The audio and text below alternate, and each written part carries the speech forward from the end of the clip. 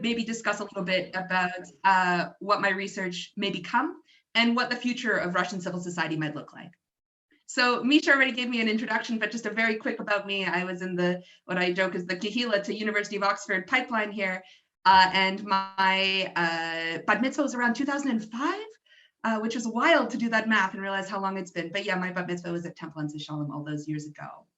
So now I'm at Oxford and I study civil society. So a question that I get a lot is, what on earth is civil society? So it's not something that's necessarily easily defined, and there's lots of overlap in the different definitions.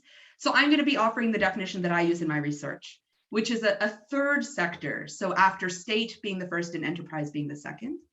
And it's something that we've all taken part in, indeed something that we're taking part in now. So it's think about anything between public life and the home. So things like sports teams, advocacy groups, NGOs, charities, anything that's a citizens initiative, and yes, I do include religious organizations in that definition. It doesn't have to be something that is political by nature necessarily, and it doesn't necessarily have to be an NGO. So something I'm going to cover a little bit later is the way that you can have a formal organization, something that's legally registered and works publicly, or you can have informal types of civil society organizations as well. So why is civil society important and why should I bother to study it? The answer is because it's necessary for a functioning democracy. So when civil society functions well, it acts as a check and a balance on state power and on enterprise, and it helps advocate for the most vulnerable in our society. So what does civil society look like in Russia? I'm going to give an incredibly brief overview of a rather complex topic here, so forgive me for the very broad strokes, but if we look at the sort of roughly 3 periods that I'm going to address in terms of civil society's history in Russia today, we have the Soviet era, where theoretically civil society didn't exist. The USSR, you weren't supposed to have anything external to the government. The government was supposed to handle all of your needs, right? So there's no need to have an external advocacy group when really you can just go through your, the Soviet. So all activity was supposed to be within the state framework. So when, after the fall of communism, there was a really strong international push to try and develop civil society in Russia in the same way that it had been developed in the West. This, unfortunately, despite a fair amount of money that went into Russia to try and create these organizations, for the most part failed. And in part, that was because of a lack of local understanding of how does civil society work in a different context. So funders took a Western model of funding and exported it to the West, to Russia. And this, unfortunately, didn't work out very well. So the Putin era saw a bit of a shift. So while civil society in Russia was mostly left alone under Yeltsin, and it wasn't really helped or hindered, the Putin administration sought, and I would argue has succeeded in shaping civil society and bringing it to heel. So Putin essentially pretty early on recognized civil society as a potential threat to his power. So organizations that aligned with Kremlin values, for example, the youth group Nashi, and we have a picture here from one of their events. So this is a picture of Putin on the shirt, and it says Nash Vybor, or our choice. So organizations that promoted Kremlin values or were aligned with what the Kremlin would like to have happen got funding, for example, or support. And for undesirable organizations such as journalists, NGOs that worked on environmental issues, they just had endless roadblocks placed in the way of funding and legitimacy. And this has dramatically escalated even in the past 2 years since I've begun my research, which I'll talk a little bit about later. So the result of this sort of mixed background of Russian civil society was that for a very long time, the academic literature on Russian civil society said that it doesn't exist, it can't exist, it won't exist. And so this, when I was at the Higher School of Economics and I was studying civil society in Russia, this is what I was learning during the day. And then in the evenings, I would go and take part in the civil society that wasn't supposed to exist. So this is a short list of the types of organizations and things that I took part in my 3 years that I was in St. Petersburg or was involved with. And as you can see, this is pretty lengthy and pretty substantial. So I focus on LGBT civil society in Russia, and there's lots of overlap between LGBT stuff and feminist stuff, which is, I think, reflected here. By the way, in the Q&A, if people have questions about any of the specific ones, please feel free to ask. So I included some pictures here. I think my favorite one is in the bottom left, which is an art gallery that was in someone's apartment. And it's the only museum, it was lovely, it was a great experience. The only museum where I have ever been served pasta. It was lovely, it was very tasty. You have feminist self-defense classes in boxing, you've got dance classes that sort of help people with embodiment. It's sort of a mix of dance and therapy. You have LGBT people who do videos on YouTube explaining difficult topics. So yeah, this is just a small snapshot of some of the experiences that I had when I was in Russia. And I saw this gap in the literature where people were not talking about this really important work. And so this is what my proposed research was about. So what makes Russian civil society, specifically Russian queer civil society, exceptional? Why is it different from other types of civil society? The first thing I would argue is that queer groups in Russia don't get a choice as to whether or not the work that they're doing is considered political. So legislative homophobia means that any and all queer activity, whether or not we here in England or in Canada would consider it to be political, is viewed as political. And a prime example of that is the activist Yulia Tsvetkova, who did a couple of body positive sketches that she posted to Instagram. And these were nothing particularly saucy or offensive. It's a couple sketches and it says things, like outlines, and it says things like, women have stretch marks, this is normal. Women have gray hair, this is normal. These sorts of body positive messages that I think are very familiar to us. And because of her previous activism, because she was known as being LGBT, she was targeted and she was charged with the distribution of pornography. I promise you, if you Google these images afterwards, they are not titillating. This is not the point. But the fact that her work aligned with, could be imagined in such a way as political by local authorities meant that she was targeted. Another characteristic of Russian queer civil society, it is invisible, or it's visible, but only if you know what you're looking for. So it is very difficult to find. And I can say this because I spent the first few months in Russia looking for it. But that invisibility serves as a form of protection. So if you are not publicly advertising what you are doing, you're not going to get state interference necessarily, right? If no one can find you, they're not going to bother you. The exception to this is things that are, again, visible to people who know what they're looking for, but invisible to everyone else. So the roller derby team pictured here, and I'm in the corner here with my blue hair. And I use this as a shameless excuse to show pictures of myself. So this is the roller derby team that I took part in. And if you looked at a recruitment poster for the roller derby team in Russia, if you were heterosexual and just had no knowledge of what queer communities look like, you wouldn't flag it as anything strange, right? But somebody who might be looking for a queer community would pick up on some signs. First of all, hair color, but second of all, things like being very clearly labeled as an 18+ sports team, right? In line with Russian laws about so-called gay propaganda.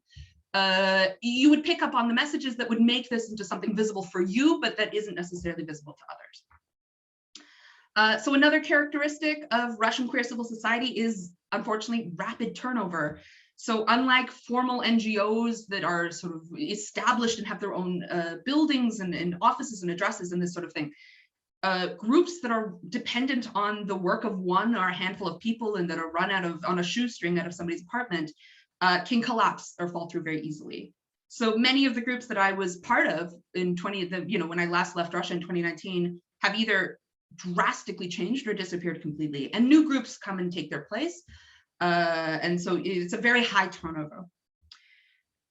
So the plan had been previously taking all of this, the experiences that I'd had living in Russia, the plan was to go back to Russia as of a month ago, and do anthropological fieldwork, take some notes, some observations, come back to Oxford, after about a year, and very peacefully write up my PhD.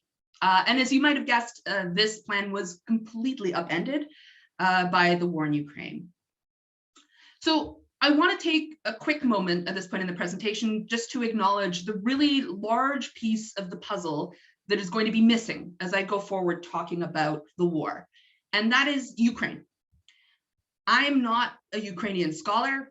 I don't speak Ukrainian, and this was never part of Eastern Europe that I focused on, and was never going to be a part of my research. So basically, I'm not an authority on Ukraine whatsoever.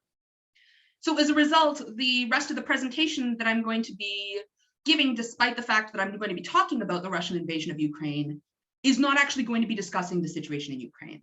I just wanted to take a moment to acknowledge that this isn't because the plight of Ukrainians isn't important or deserving of our attention. It is important and is deserving of our attention. But because as it's not the focus of my research and because I'm not an expert, it wouldn't do anyone any good for me to necessarily talk about something that I'm not familiar with. So I wanted to acknowledge that before moving on. So keeping that in mind, everything that I previously described about Russian civil society has now fractured and completely changed. So when the war first began, I saw this as potentially going in two directions. The first of which more optimistic and unfortunately, I think increasingly less likely. And that is that there would be a period of destabilization in Russia where the Putin administration would be ousted, and then there would be a move towards democratization. So that was essentially the goal, one of the goals of the sanctions, right? Is that you put economic pressure on Putin from below. So living conditions in Russia get increasingly worse, and that pressure would inspire people to protest on the streets and to oust Putin, and thus as that being a way of ending the war. And to be very clear, I don't disagree with sanctions, but I think that this particular hope for sanctions as the function of sanctions, we have to really ask ourselves if this tactic has ever worked. I, for example, saw tweets of people in the West telling Russians that they had to pour out onto the streets as if there was some sort of critical number that the protesters could reach, a number of people on the streets, and that would somehow resolve the problem. However, hundreds of thousands of Russians have poured onto the streets before for the assassination of Boris Nemtsov, for the arrest of Alexei Navalny, and unfortunately, this has been to no avail. Russian riot police would beat them, charge them, fine them, and this simply, Putin administration simply waits the protests out. This unfortunately means that we are headed in the second trajectory of what I think the directions that this way could go, and I think this is a slide towards authoritarianism. So I will come back and explain this image in just 1 minute. I swear it's relevant. So how have we seen Russian legislation shift, and why do I think we're heading towards authoritarianism in Russia?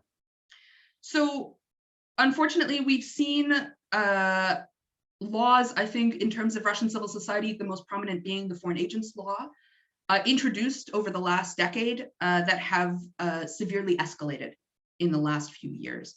So the Foreign Agents Law is the prime example here. It was introduced first in 2012, not first used until 2013.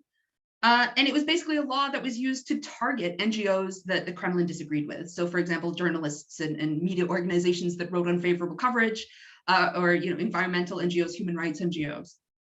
So the law works by cutting NGOs off from their funding, and it discourages or hinders international cooperation and support. It places huge administrative burdens on NGOs along with stigma. So as we can see here, this is an organization, one of the first that was labeled as a foreign agent, Memorial, and somebody spray painted Иностранный агент, so foreign agent on the wall, and here you can have a heart USA. So stigma, administrative burden, and because the law is not consistently applied, so it's kind of applied at the whims, in the same as the case of Yulia Tsvetkova, applied at the whims of the authorities, it acts as a threat. So my one friend described it as a sort of Damocles, right? Our government says that you are now classified, you are now labeled as an enemy, but don't worry, we will tell you what will happen to you later so that you will not argue now. So because this legislation is just so broad, it really acts as a deterrent for people to take part in political activity. So in December of 2020, the law was expanded also to not only include organizations and NGOs, but also to include individuals. So if we come back to this, this was a protest art piece that was put on by an artist called Daria Apakhonchich, called the Volva Ballet, and it's in front of the Mariinsky Theater. And this was in support of the aforementioned Yulia Tsvetkova, who was charged with the ridiculous pornography charges. Daria Apakhonchich was one of the first people who was labeled as an individual, labeled as a foreign agent. She was one of 5, and the rest were journalists. So it really sent, LGBT-friendly activists and 4 journalists, it really sent a message as to who was going to be the target of this legislation in the coming years. So to put into perspective how quickly the Foreign Agents Law has accelerated, there are currently 184 people and organizations that are labeled as foreign agents. 97, so more than half, were added in 2021 alone. To put this into perspective as well, one NGO was labeled as a foreign agent in 2013, 10 in 2014, and on September 29th of last year, 26 people were added. So this has been really accelerating at a rather terrifying pace. And speaking to people who are involved in civil society, people who weren't previously anxious have now become quite anxious about what the shrinking space that's available to them to do their work. So I'm going to talk a little bit about what has been happening as a result. So people have really seen the writing on the wall. Oh, and one last thing to mention as well is this wartime censorship that has happened in the last month. Really terrifying legislation that has been put through without debate in the State Duma. It's just published as is. So for example, simply for calling the war in Russia a war, you can go to prison for 15 years. So things have really taken quite a turn. So as a result, we have seen a mass exodus of people who see the writing on the wall and are very aware of the fact that their work is going to become a target if it is not already. And this is the part where I feel very awkward about speaking about my own work, but this is the part where my mom encouraged me to share that this is something that I've been doing over the past month as well, is fundraising for people to buy plane tickets and to pay for visas and passports to help people leave. Because, I mean, for example, a lot of people during COVID times were traveling, their passports expired, their EU visas expired. People are financially worse off than they were before the pandemic on average and are suffering as a result. And so a ticket to Georgia is especially since the prices skyrocketed, is really inaccessible for a lot of people. So that has been the work that has been going on for this past month. I've had to put my thesis aside and just helping as many people as possible get out. So this is one of the things I was talking about, where the organizations that I took part in before simply no longer are going to exist because people have moved abroad. So they're moving to Georgia, they're moving to Armenia, they're moving to Turkey, which are places where people can go and stay at least for longer term without a visa. Russians, unfortunately, they're encountering a fair amount of hostility abroad. Georgia's an example. Because there's been a huge influx of Russians coming in, Georgians have rightfully felt very nervous about this. There's no sort of screening process at the border. Even my most liberally minded Georgian friends who are very supportive of LGBT and anti-war activism are anxious about people showing up. They're saying there's no screening process. Who's here among us? The cost of rent in Tbilisi, for example, has shot up. I, for one, was trying to desperately help a friend who had been traveling now for 26 hours. We tried to book a hotel for her in advance for when she arrived. And I mean, this is somebody who had to leave overnight, essentially. All of her friends had their doors kicked in by SWAT teams and phones and cell phones confiscated. And she was imminently looking at arrest. And so, you know, we got her out as quickly as possible. She'd been traveling for 26 hours or something. She had to go via Dubai. It was the only flight available. She arrives at the hotel and the card that I tried to use to book the hotel for her didn't work. And she didn't have any money because of sanctions. She had no, you can't take cash out and all of this. And so I'm on the phone, me as a Canadian with my terrible Russian accent, I'm trying to speak to them in English at first. And the minute I switched to Russian, the tone of the conversation changed, right? So even I, as a Canadian, just somebody speaking Russian on the phone to someone in Tbilisi was having some difficulty here. It also is the question of who's left behind. When all of these people leave, the people who can, the people who are guaranteed to be able to keep their jobs because they work remotely, or the people who are, you know, able to get support from abroad, who have connections abroad. The question is who's left? And this quote is from a friend of mine from a year ago now. And she said, my position still stands. We wait until they start killing us and then we run. If we get lucky and somebody actually starts protesting, we participate and we run after that when we still can. This is somebody now who, again, one of the bravest people I know, who is now coming to me and asking for advice about getting asylum. So this is the sort of stage that even the bravest are starting to really feel quite scared of what's coming. So unfortunately, that's a rather bleak note to be ending things on, but as to what this means for the future of my research, what this means for the future of Russian civil society, time will tell. We've already seen, without exception, every single person that I've helped leave the country so far has turned around and said that they want to do something afterwards. And there's a reason for this, right? These are brave people who have been fighting internally, fighting against the war as best as they could, who want to do something better for the world. And so it's no surprise that they're now organizing in Georgia, in Armenia, in Turkey. So we've seen organizations, mutual aid organizations and things pop up outside of Russia. So the hope is going to be to transition my research towards looking at how do these organizations work outside of Russia? How do Russians in the diaspora come together? And also unfortunately, what does civil society look like in a slide into authoritarianism?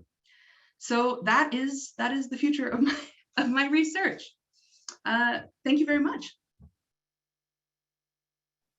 That was amazing. Thank you so much for sharing. It was so interesting hearing what all the things you're doing and how you've had to pivot with the recent changes. So we'd love to open up the floor to questions. Feel free to raise your hand or just start talking if you don't know where the raise your hand function is. It's under the little reactions button, and then you can click the thing, or you can just unmute yourself and we'll try that, or I'll look for hands. Oh, hello, Mark, I think that's your hand. I think you might be muted or you haven't talked yet. That was amazing. Could I ask you to comment from your experience? And the question is the regime in Russia anti-Semitic? And the reason I ask that is I'm troubled, as we all are, by, on the one hand, many of the oligarchs being Jewish, and yet in the attack on Ukraine and Kiev, the bombing of Babi Yar. Can you comment on that dichotomy, please?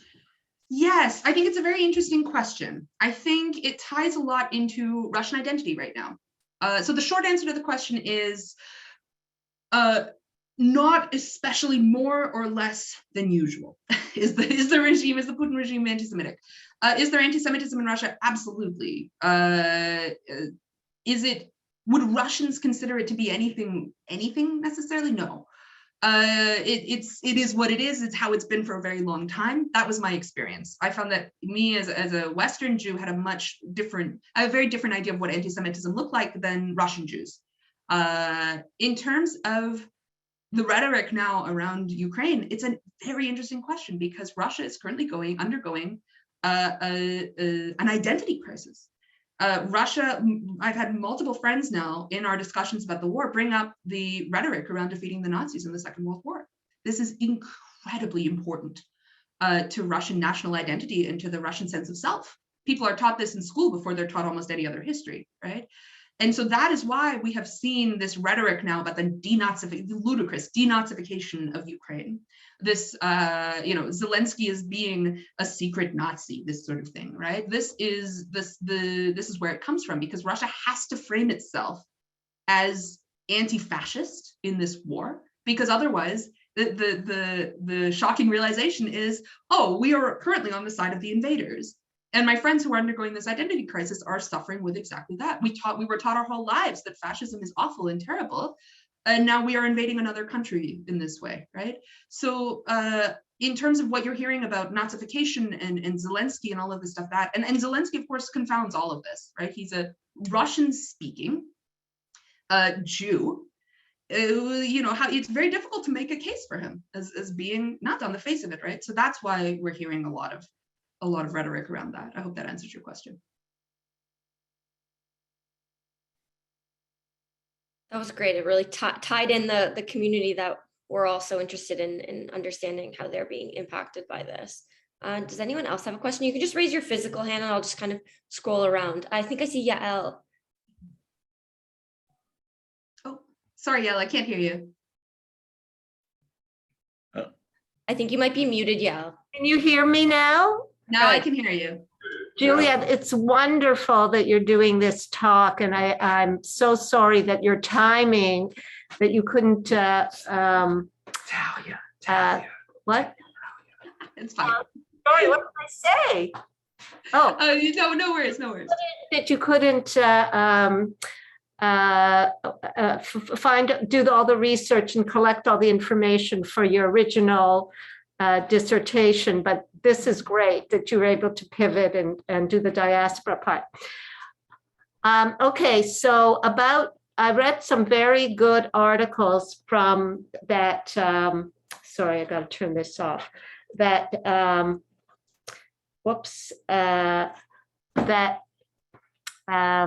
just a minute, I have to turn off my device here. Okay. Putin is supposed to be the least anti-Semitic leader that Russia's ever had. His history is because some Jews helped him when he was very young, but also what's his name? The Sharansky. When he was in prison in Moscow, he met a lot of dissidents, Russian dissidents and Ukrainian dissidents, and they talked about this. And anyway, he's written articles about that. But what I wanted to say, and what I wanted to ask you is that I always thought, and the West has always portrayed Russia and Putin as being tyrannical. So he's clamping down more, but I mean, he always was tyrannical. It's not, yeah. So anyway.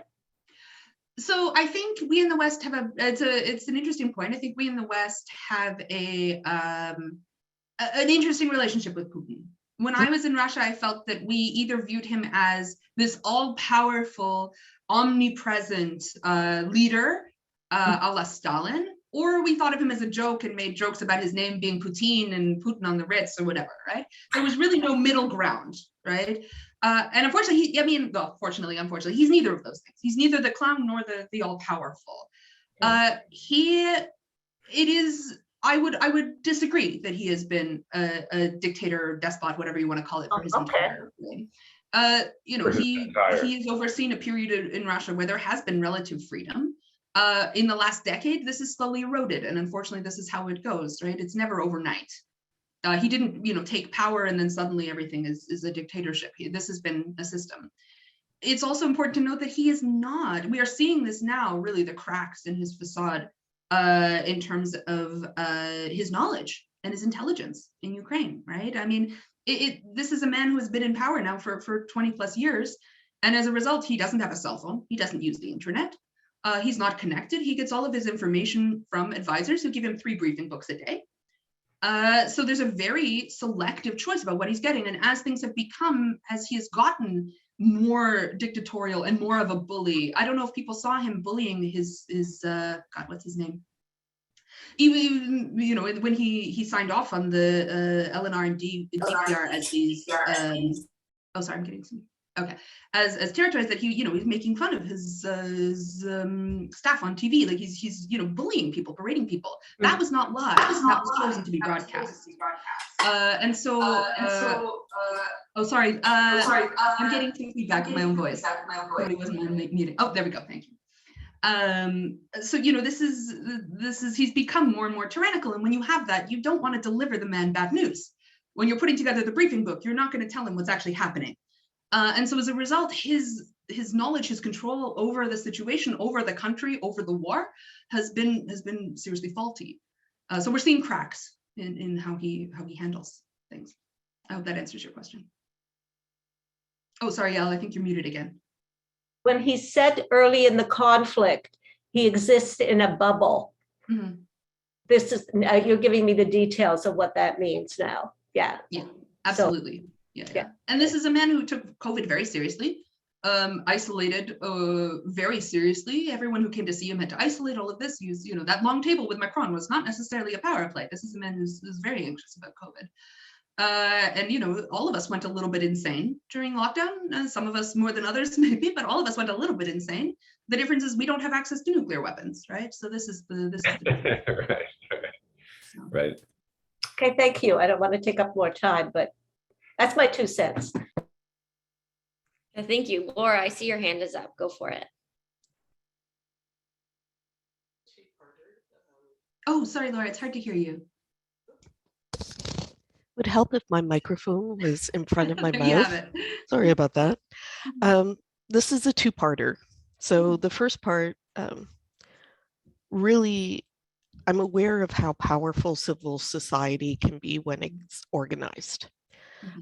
So even with the chill that's currently there, how fragmented has it become? Like it was invisible for the LGBTQ community, but it was there. Versus now, has it just literally been destroyed? And two, with that said, I also know sanctions tend to hurt the most vulnerable in any society sanctions are placed on, and that it can also fuel populism. And I say that not a political party populism, but just fear and distrust. So I guess what we need to do politically, putting pressure to make sure Russia rebuilds eventually as a healthier democracy, I guess. Very good questions. So about how fragmented has civil society become and if it's destroyed, this is a question that I think will take a while to answer, unfortunately. As of now, things are fractured. I mean, in part because people are so, I agree, Vasily Grossman is an excellent author. Sorry, Sandra Levy, I see your comment popped up there. But no, yes, no, that, you know, the physical people are leaving, right? And it's hard to have a cohesive group in a distanced way and do action and do mutual support and all of this. However, what I've seen is lots of organizations now springing up in exile, essentially, right? So, and people may be more free to be able to do what they want to do abroad, right? So you see organizations, for example, like Medusa, which provides fantastic coverage, which is now completely under threat because sanctions have completely wiped out their Russian donor base. They long ago moved to Latvia because now they can publish what they want and they can actually continue their work. So it's not without hope, but you know, this is going to be the complete fracturing of what did exist. I will say that I've seen people provide really incredible mutual support to each other where they can.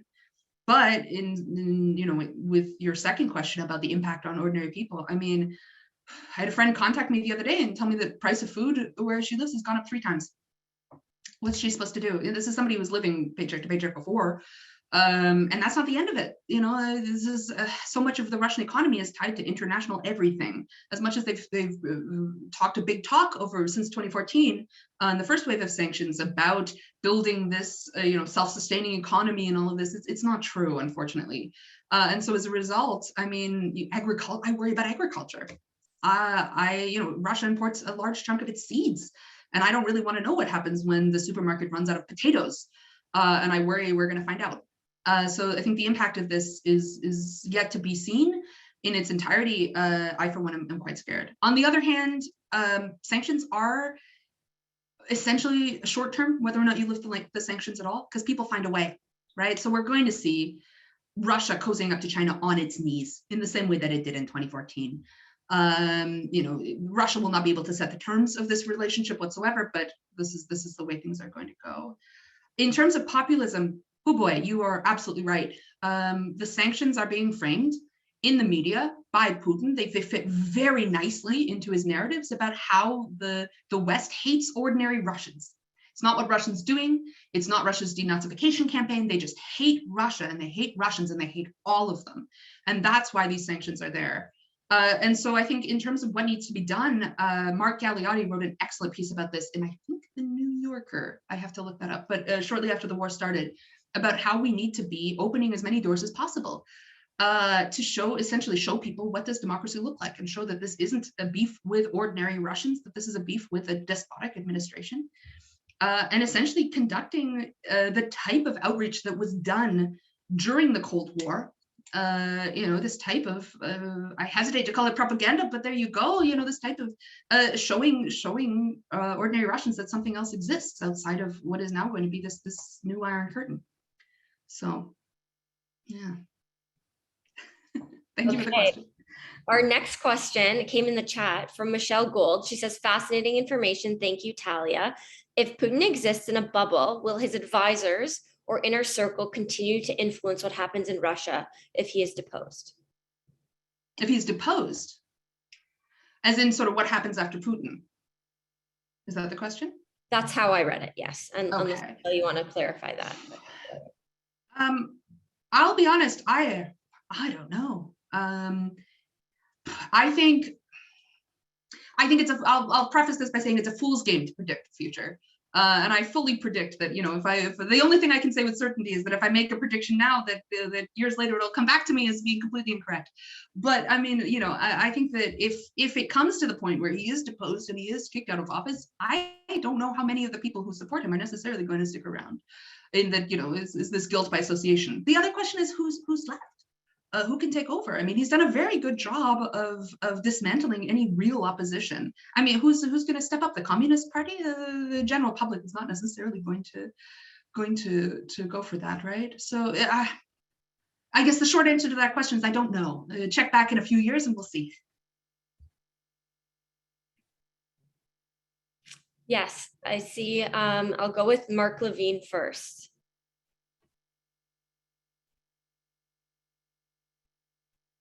You're muted, Mark. Yep. Perhaps Perfect. something a tiny bit more positive, linking to your previous work, your master's degree. Russian hockey. I was at the in the first series in Montreal, when the Russians played the Canadians, and Really? I was sitting at the Montreal Forum. After 3 minutes, it was 3-0 Canada. And we all sat there and we thought, holy sugar, after 3 minutes, it's going to be 20-0. Well, the game ended, as you know, 9-3 or 7-3 in favor of Russia. Yep. And it was like, terrible. And okay, so the series, the Henderson goal and all that stuff. But my question is, now we have Russian superstars playing in the NHL. For example, Alex Ovechkin, who in the past has, aligned himself with Mr. Putin and says Mr. Putin's a great guy. Is there any role and every team has Russians on them, Russian superstars. Is there any role for these type of people in shaping, the future? Yeah, it's an interesting question. I think there's a divide. There's a divide between an informational divide. So even if Ovechkin was, for example, to come up tomorrow and say, I absolutely abhor the war in Ukraine, I'm, any association I had, I forsake, I'm absolutely anti-war.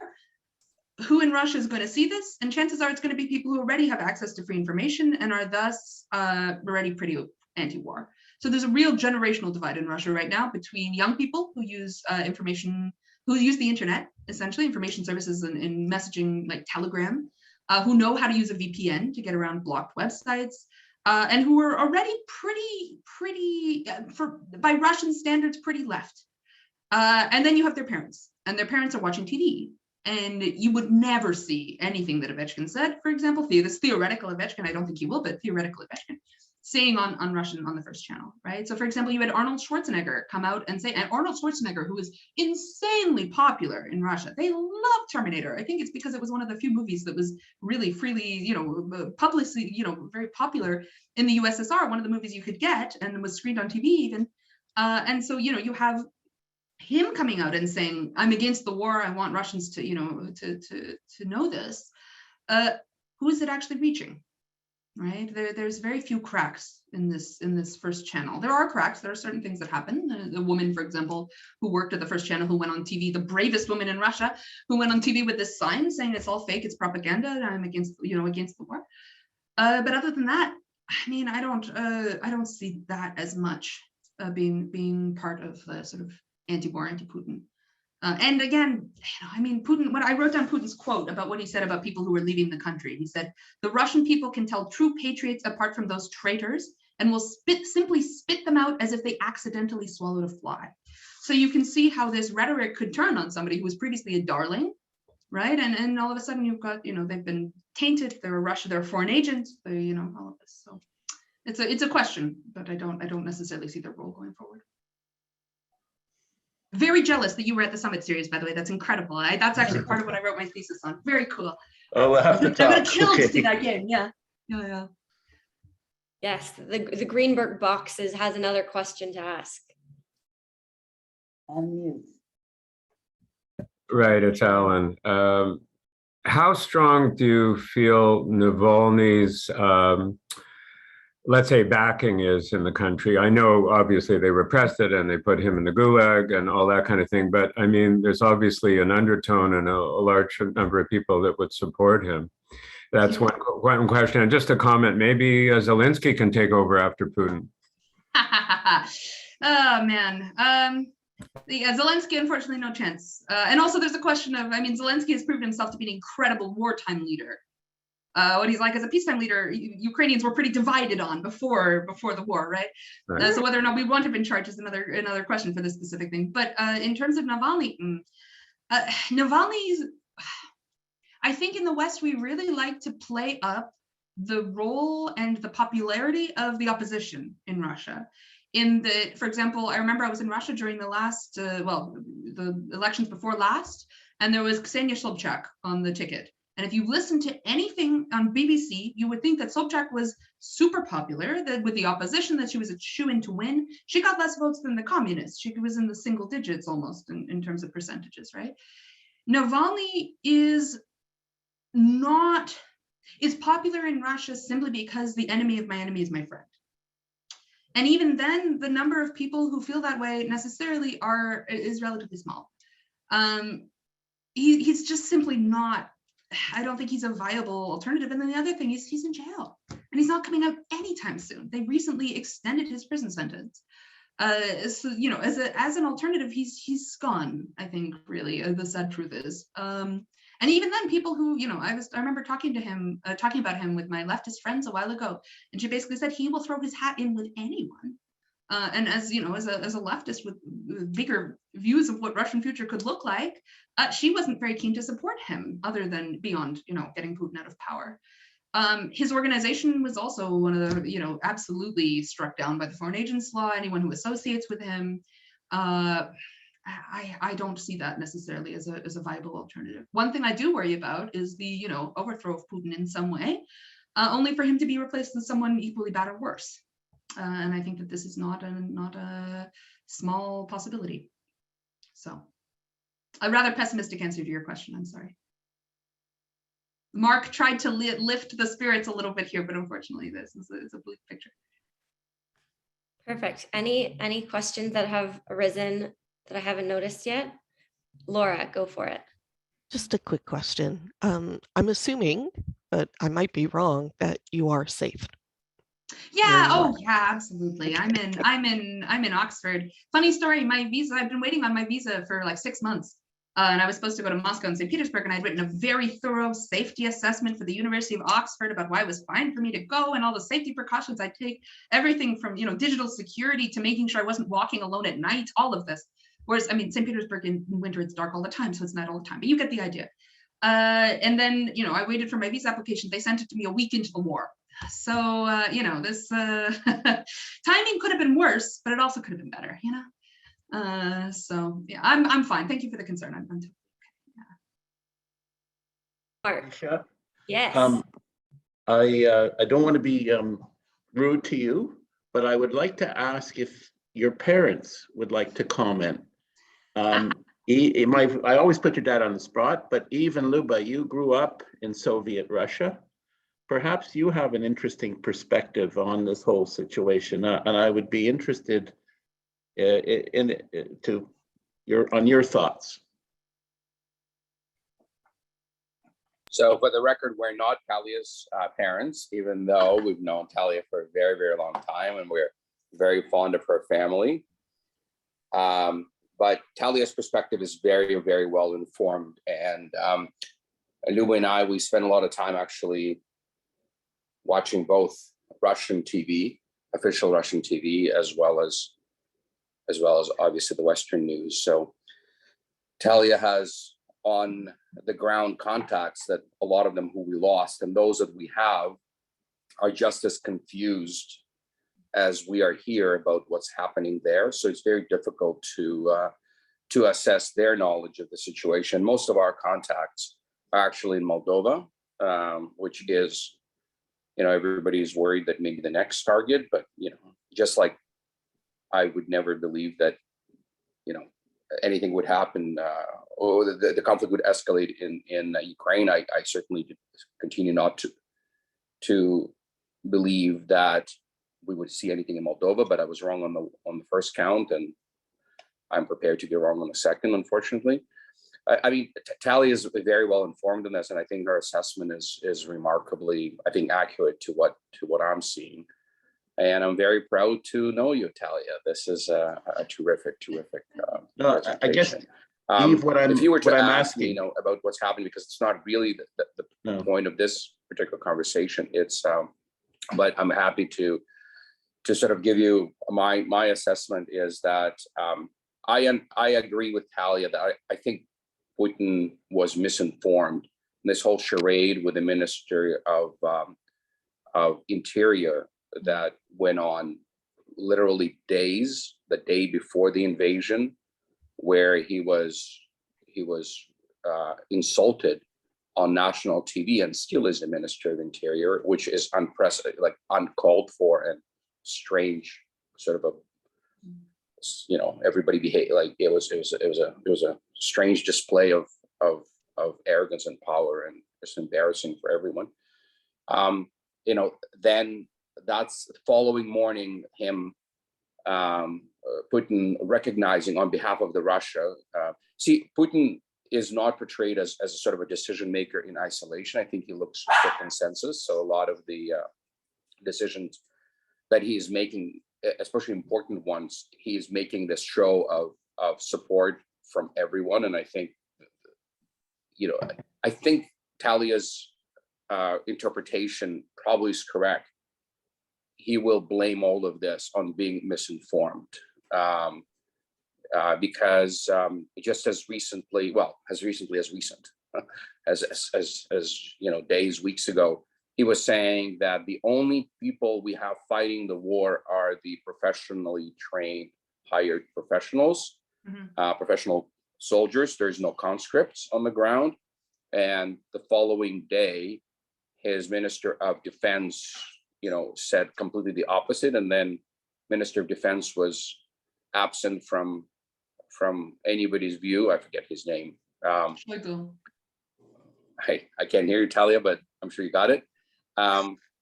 He was absent for probably 4 or 5 days. Everybody thought that he escaped or died, but he showed up without any bruises, visible bruises, a few days later. So I don't. He kept promising that this is this is not a war.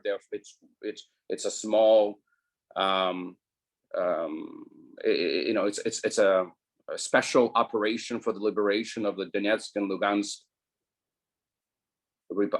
democratic republics. But maybe that's what he believes, which is really odd to assume. But he keeps saying things that other people keep now correcting him on, not directly, but through other pronouncements. I mean, unfortunately, Russian media is a direct organ, and they're sort of amplification organ of anything that is said in the Kremlin. So you kind of watch in disbelief what they say, but you also recognize that is the official version. And Talia is correct. It is virulent. It is violent. It is, in their sort of a spit out of the mouth, kind of forming hatred of fascism and Nazism. Like, you just have to say it, and they're all ready to go into the battle. They are whipped. They are. I think they are. I mean, I don't know if there is such a thing as an average Russian, but if you watch the official propaganda and you watch what they say, it's I don't know how you how you go backwards on that, but yeah. So there's no good news there. There's just awful news, and question of the degree of awfulness. And it's interesting, and I'm glad that Talia is now studying this, which means that there will be experts among us that are younger than us that will understand this, because our generations have contributed to this misunderstanding and this idiocy that is happening in the 21st century. And hopefully Talia's generation will look at all of this with and continue to be cautious and continue to be not starry-eyed and accepting of Yeah. all the things that we hoped for and did not materialize. So that's my I think if I could add something Misha, to how that, did I do? Steve, I think you probably have noticed as well a real. I didn't hear you, Talia. Oh, hello. Lou and I went out yesterday and we saw a guy in this t-shirt that it said, "You don't tell me what to do, my daughter does," or something like that. So Misha, how did I do? Can people hear me? Okay, Talia, I can't hear you. I think you're Oh, people can hear me? Okay. No, yeah, we if I can just add something quickly to that, it's that I think, Eve, you probably have noticed as well an increasing divide between Western coverage and the first channel in Russia. The one thing I would say is that there's been a lot of talk about public opinion in Russia, and there's been a lot of talk about public support for the war. And I'm currently of the opinion that we simply can't trust anything to do with public opinion anymore, anything to do with polling. And the reason for that is I cannot imagine how somebody would respond if you are watching the television and on the television they are announcing that traitors to the nation get 15 years in jail for calling it a war. Somebody calls you on the phone now and asks you from the Levada Institute, which is the polling people in Russia, they call you on the phone and they ask you, what do you think about the war? And you know, your grandfather survived Stalin's Great Terror. How are you going to answer that question, right?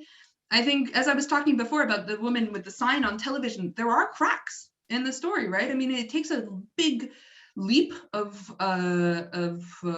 it's a big leap for somebody to believe that the Ukrainians are bombing themselves, which is what's being on TV, right?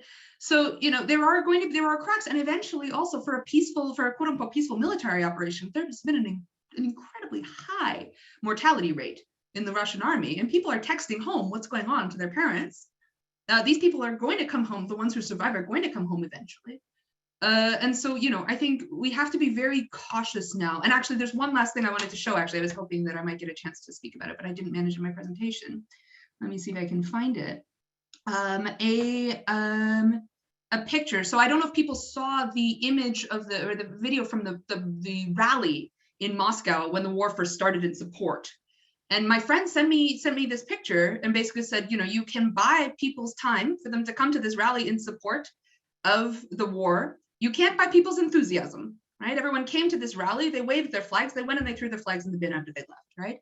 So I think basically we don't really know how people are perceiving this news. We're not going to know for a very long time what people think, and we should just keep that in mind as we're going forward. There is no sort of black and white in how people feel about this war within Russia right now, unfortunately. Anyway, that's it for me. Yeah, so we have a few minutes, I believe. I wanted to pivot back to more about your thesis right now. So out of the different forms of civil society, you were mentioning, you know, sports teams, community service groups. Are there any that have had a severe lack of presence in Russian civil society that you would expect in somewhere like Canada, for example? So yeah, if I understood correctly, basically, are there pieces missing in what we might expect from? Yeah, that's a really good question. So for example, there are some things that are very overrepresented. So trade unions, for example, unsurprisingly, leftovers from Soviet times, very highly represented. Things like housing organizations. So if we're looking legally at what the legal landscape looks like for NGOs, there's a lot of that. There is also a lot of really dormant organizations. So there was a report that came out, I believe in 2020 or 2021, about the current state of Russian civil society after 20 years under Putin. And the question was, what does the shape of Russian civil society currently look like? And the answer is that we really can't tell because so many of these organizations that are legally registered that continue to exist are zombies, essentially. And they aren't really doing work. They don't truly exist anymore. So I think that's something you don't see quite as much in the West. I think it also comes down to what is considered acceptable. So for example, one part of Russian civil society that has managed to carve out its own sort of corner has been mothers of soldiers advocating for an end to conscription. And these mothers' organizations have success when they frame their work as an end to bodily harm, as opposed to anti-war. When they come off as anti-war, they don't have a very good reception. But so there's a way of sort of wiggling your way through the environment as it exists to be able to continue your work. So I hope that answers your question. Amazing. It did. It definitely did. Does anyone have any last minute questions? I saw Paula put a request in there, link to the donation. I will find that right now. I didn't think to have that ahead of time. Just one second. I would like to hear again from Talia's parents, Daniel and Julia, like Mark has suggested, how they see this research, and I want to hear their thoughts. This is Daniel. Oops, an echo. Look, as a parent, incredibly proud. As someone who's interested in European history and in Russia, because this is where our roots are, fascinated and edified. I feel like I've picked up things I didn't know. Now, I have the great benefit that none of you except Julia has, and that is that we can have quick conversations with Talia. So I hear some of this as things go on. So I'm lucky. I've had this before, some of it, but this has been a treat. So that's all I would have to say to that. Yes, I'll just echo that, Daniel. I mean, we're immensely proud of you, Talia. And on the one hand, we're sorry that you couldn't get to Russia. And on the other hand, as any parent can understand, we're kind of relieved that you weren't there when all this happened. So I know that all the research you're doing is really opening eyes. And I think one of the big things you've opened people's eyes to is that the Russian people themselves are victims. We can definitely empathize with Ukrainians. I mean, we come from family of refugees on both sides. And so it's just, I can barely watch anything that's happening there. It's just beyond. And at the same time, still opening a heart to what people, you know, the sanctions that are, as Laura mentioned, that people will be starving, and you know, it's just beyond belief that this is happening in our time. So I think that while generally there's been quite a strong, as you mentioned, anti-Russian feeling, what you're doing is carving out a space and saying, you know, there's more victims here than we thought. So I think that you're doing incredible work. Thanks, Mom. Thanks, Daniel. Can you present your academic research and then get all some words from your parents? So that's very nice. I echo that. That was very sweet. It was great to hear as well. I'd love to give you a few seconds, Talia, to just wrap up any last minute things that you feel like you haven't covered or that you really want to reiterate to the audience today. Yeah, thank you. I just wanted to say thank you again for the opportunity to come speak. It's lovely. Thank you to Paula. Thank you to Rabbi Cohen. Thank you to Misha for hosting. And I just put in the chat the link to, thank you, Paula, for the reminder, the link to the fundraiser. And yeah, honestly, just thank you all for listening. I know it's not a very sexy topic now to be, as Mom mentioned, to be empathizing with the Russians. Nobody's really particularly lining up to do so, understandably. So it's important to have an audience to sort of make my case for people doing important work when I can. So thank you all very much for your time. I'll do an actual one for everyone. Thank you. Yeah, it's the real I'm silent clapping. Yeah. Amazing. Well, thank you so much. I'm not sure if Rabbi or Cantor Paula, you have any last minute words, but we're getting lots of pouring into the chat of thank you for the amazing presentation and for your wonderful work. And truly, it's been great to hear a little bit more about, you know, there's of course, like my dad said, no normal, you know, regular Russian people, but it's been great to hear a little bit more about what the reality is on the ground for people that aren't necessarily the ones that you're hearing from on TV, which is exactly what I think all of us were hoping to hear from today. So thank you so much. Talia, thank you so much. We're all so impressed and proud of you and this incredible work you're doing, and you know, it's important. I mean, when I think the Cantor first reached out to you was before the war. We didn't realize how incredibly timely it was going to be, but your insights have been really really remarkable, and again, we're so proud to call you our own. So thank you for that. Thank you. And I want to actually thank Cantor Baruch and her capacity as program director for coming up with this idea and pulling all of the young people together. Cantor, can you mention who's the presentation for next week? I sure can. Next week, from the Appel family, we have Nathan Appel. Now, he has recently researched and got into for a number of years now, I believe, cryptocurrency, which most of us know very little or nothing about. In fact, when he wrote his description in his bio, I could not understand a single word. So Nathan, if you're online, please know that we need a lot of explaining. We want to know, what is cryptocurrency? We know it's a big part of our future economy, and we want to know more, and we're really excited to hear about your learning. All of you young people are amazing, and you are the leaders to come, and we're just so honored and love having this series with you. So thank you so much. Have a wonderful day, a wonderful week, everybody. Shavua Tov, and thank you. Thank you. Thank you, Misha. See you next week, everyone.